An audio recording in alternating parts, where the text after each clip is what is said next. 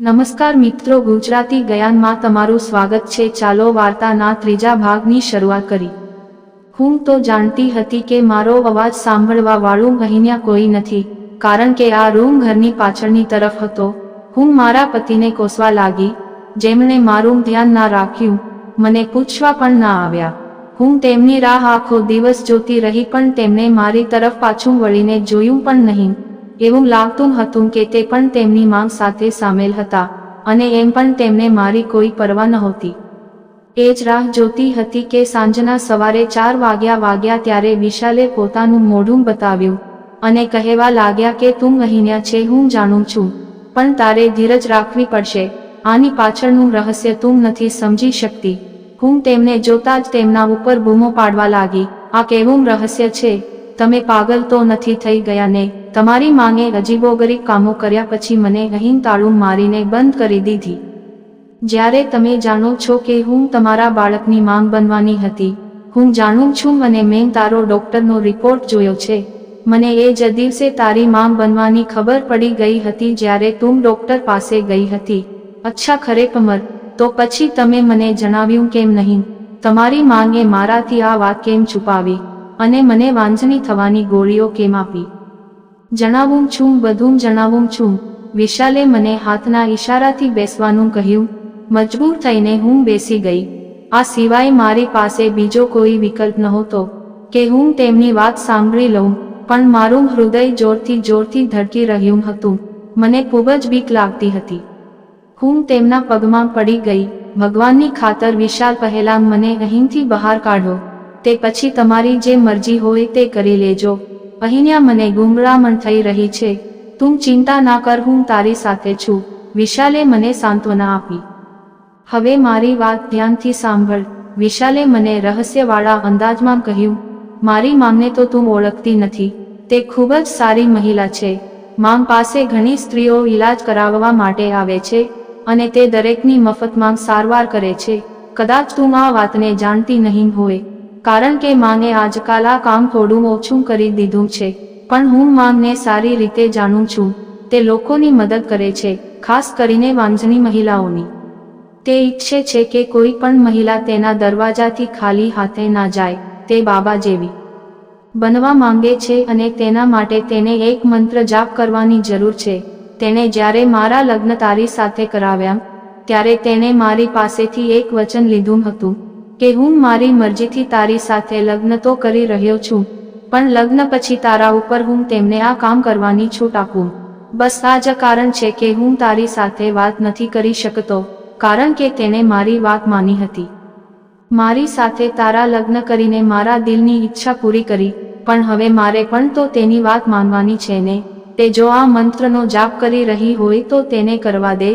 તેનાથી કદાચ તારા બાળકને પણ કોઈ નુકસાન થઈ શકે, પરંતુ હું જાણું છું કે માંગની નિયત ખરાબ નથી। તે બાકીની મહિલાઓની મદદ કરવા માંગે છે। મારા પતિની આ રામકથા સાંભળીને હું બૂમ પાડવા લાગી, તમે પાગલ તો નથી થઈ ગયા ને વિશાલ? માણસ બનો, તમારી બુદ્ધિને શું થઈ ગયું છે? શું તમને ભગવાનનો ડર નથી લાગતો? આ નકામા અંધવિશ્વાસની જરૂર શું છે? જરા પણ નહીં। તમારી માંગ એકદમ ખોટું કરી રહ્યા છે। તેમને એ પણ ખબર નથી કે એક સ્ત્રી સાથે ખોટું બોલીને તેમણે કેટલું મોટું પાપ કર્યું છે। અરે, તે શું લોકોની મદદ કરશે? તે તો તેમના પુત્રના વંશને નષ્ટ કરવા માટે આતુર છે। જો હું વાંઝણી નહોતી તો પછી મને આ ખતરનાક ગોળી ખવડાવવાની શી જરૂર હતી? અને તમે કેવા બાપ છો? તમને તમારા સંતાનની પણ ચિંતા નથી?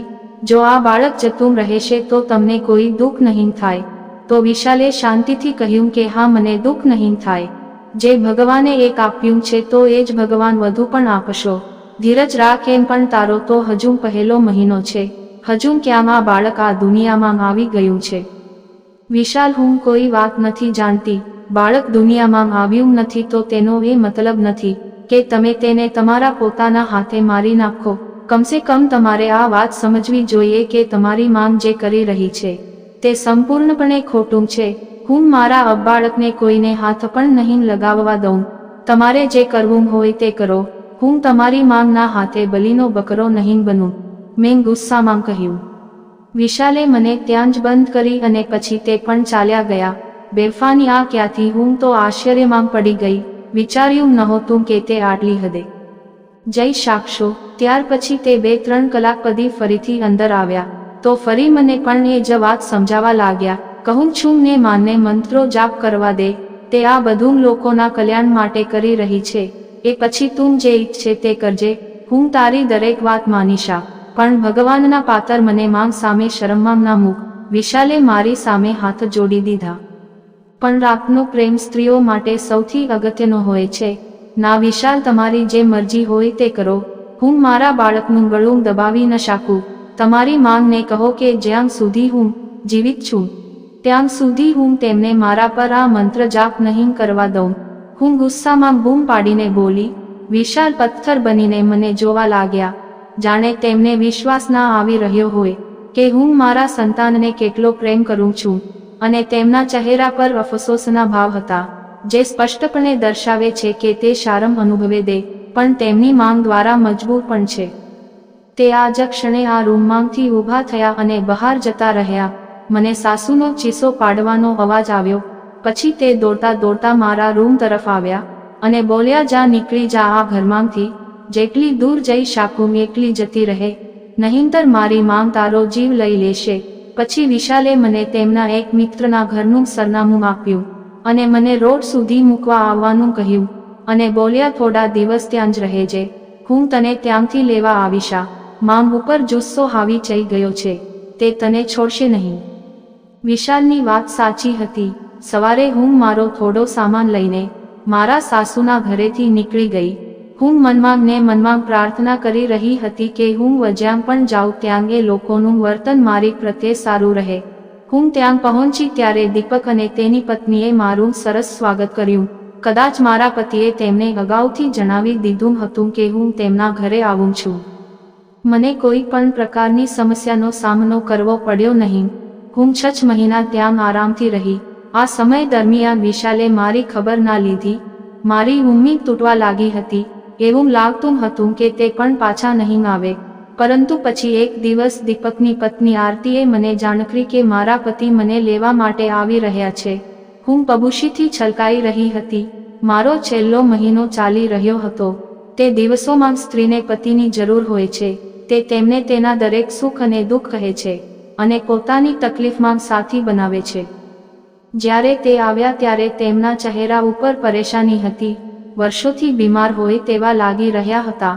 આવતાની સાથે જ તેમને મારી સામે હાથ જોડીને બોલ્યા, મને માફ કરી દે, કાયમ માટે મારી માંગને પણ માફ કરી દે. વિશાલ રડવા લાગ્યા હતા. તો મેં પૂછ્યું, આજે શું થયું છે? તમે શા માટે રડી રહ્યા છો? ત્યારે વિશાલે મને કહ્યું કે માંગને તેના કૃત્યની સજા મળી ગઈ.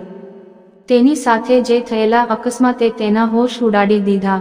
તેના મંત્રનો પાઠ પૂરો ના થવાને કારણે તેનું દિમાગ ખરાબ થઈ ગયું અને તે પાગલ થઈ ગઈ. હવે તે અજીબો ગરીબ વાતો કરે છે. લોકો તેને જોઈ જોઈને તેના ઉપર હસે છે અને તે જીવન અને મૃત્યુની દ્વિધામાં છે. વિશાલની વાતોએ મને પણ પરેશાન કરી દીધી. પોતાના પતિની વાત સાંભળીને મેં મારા સાસુને માફ કરી દીધા. ખરેખર માફ કરવામાં જ મહાનતા છે. તેમના વવનના અંતિમ દિવસોમાં મેં તેમને ઘણી મદદ કરી. તે મારી પાસે વારંવાર માફી માંગતા, પણ તેમને ના જાણે કોનું દિલ દુભાવ્યું હતું કે તેમનું મૃત્યુ ખૂબ જ દુઃખદાયક થયું. મૃત્યુ સમયે એવું લાગી રહ્યું હતું કે જાણે તેમનો જીવ કોઈ કાંટા ઉપર અટવાઈ રહ્યો હતો. આ પરિસ્થિતિ જોઈને મેં પણ એક સબક શીખ્યો. મેં મનમાં પાક્કો ઈરાદો કરી લીધો કે હું ક્યારેય મારા જીવનમાં ભૂલથી પણ કોઈ વ્યક્તિના દિલને દુખી નહીં કરું અને ના કોઈ પણ પ્રકારની તંત્ર વિદ્યા અને અંધવિશ્વાસના ચક્કરમાં પડીશા. ભલે મારા જીવનમાં નિરાશાના વાદળો છવાયેલા હોય, પરંતુ હું ક્યારેય પણ તે ભગવાનમાં આશા રાખવાનું બંધ નહીં કરું. મિત્રો, આવી વાર્તા સાંભળીને મજા આવી હોય તો પછી ચેનલને સબસ્ક્રાઇબ કરજો મિત્રો. ધન્યવાદ.